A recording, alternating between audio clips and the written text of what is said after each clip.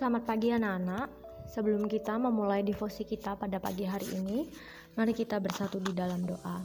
Tuhan yang baik, mengucap syukur karena Tuhan boleh memberikan kami kesempatan satu hari lagi Tuhan, untuk kami menikmati cinta kasih Tuhan, untuk kami bisa melakukan kebenaran firman-Mu, dan bahkan Tuhan kami boleh melayani-Mu.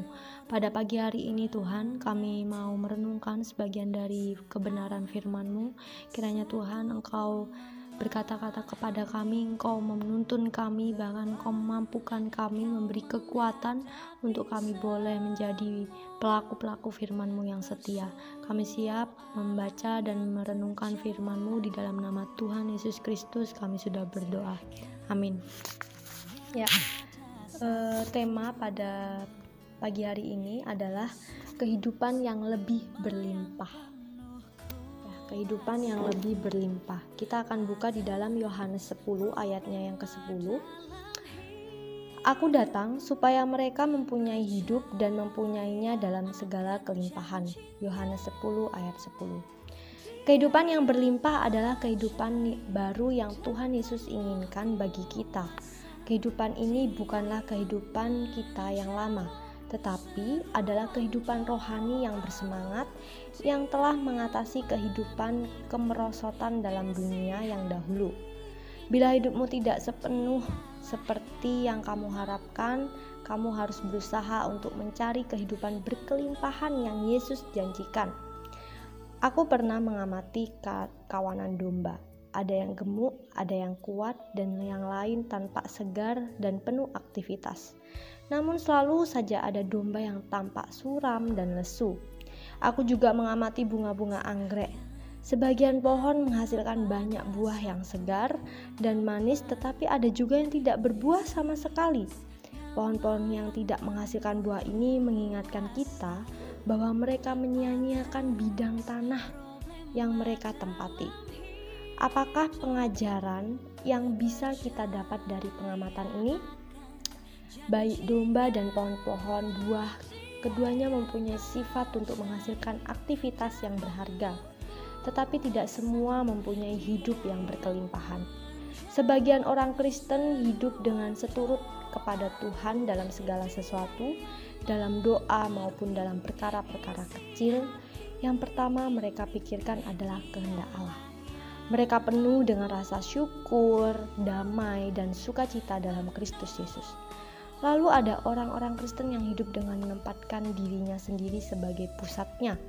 Mereka berdoa untuk melayani, untuk memenuhi keinginan mereka sendiri.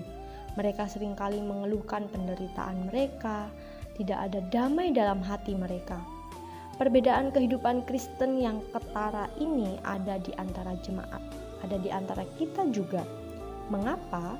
Karena kehidupan yang mereka terima ada yang berkelimpahan, tetapi ada pula yang hanya menerima sedikit.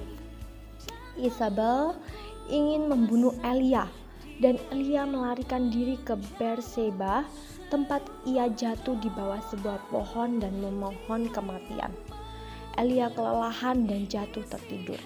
Lalu seorang malaikat Tuhan datang sebanyak 2 kali untuk membangunkannya dan menawari makan. Berkata, bangunlah, makanlah, sebab kalau tidak perjalananmu nanti terlalu jauh bagimu. Maka bangunlah ia lalu makan dan minum. Dan oleh kekuatan makanan itu ia berjalan 40 hari 40 malam lamanya sampai ke gunung Allah, yaitu Gunung Horeb. Kita bisa baca itu di 1 Raja-Raja 19 ayat 1-8. Seperti Elia, ada masa-masa iman kita itu lemah. Perjalanan yang harus kita tempuh, baik itu iman kerohanian dan dalam pelayanan, adalah perjalanan yang jauh dan kadangkala membuat hati kita tawar. Tetapi seperti Elia, kita harus belajar makan dan minum hingga kenyang, dengan menerima firman Allah dan dipenuhi dengan rohnya, sehingga kehidupan kita yang terdalam menjadi penuh semangat.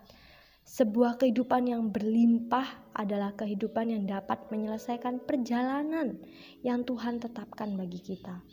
Untuk mencapai gunung Allah yang kudus, mari kita makan dan minum hingga kenyang. Ya, anak-anak, Inilah perenungan kita pada pagi hari ini. Kadangkala kita tidak hanya di dalam kondisi senang saja, tetapi Ibu yakin pasti di antara kita, bahkan Ibu sendiri pernah mengalami kondisi-kondisi tersulit, kondisi-kondisi yang menyedihkan, kondisi-kondisi yang membuat kita putus asa. Dan mungkin seakan-akan Tuhan tidak cepat menolong kita, atau Tuhan tidak cepat mengangkat kita, sehingga kita penuh dengan kekecewaan. Ya, kehidupan yang lebih berlimpah ini tidak bisa kita ukur dari apa yang ada di dunia ini, baik itu harta benda, kekayaan, kecantikan, ketampanan, bahkan kedudukan. Tetapi kehidupan yang lebih berlimpah ini hanya kita bisa temukan di dalam Tuhan. Banyak orang kaya tetapi mereka tidak sukacita di dalam Tuhan. Tetapi banyak juga orang yang kurang kaya karena dia dipenuhi dengan rasa syukur kepada Tuhan.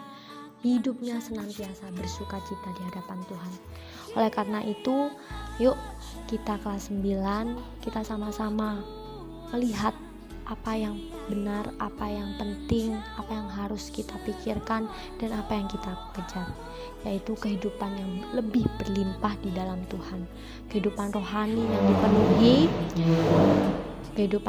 yang dipenuhi dengan roh Tuhan, sehingga kita boleh setiap hari bersukacita, bersyukur atas setiap kebaikan Tuhan. Mari kita berdoa. Tuhan, mengucap syukur karena Tuhan tidak pernah berhenti mengingatkan kami siapa Tuhan, tempat sandaran hidup kami.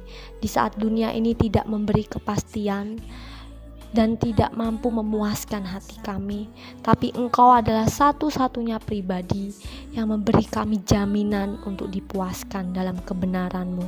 Kiranya Tuhan Engkau memberi kami kekuatan, memberi kami kemampuan untuk kami bisa melihat Tuhan lebih besar dari hidup kami. Di dalam nama Tuhan Yesus Kristus kami berdoa. Amin.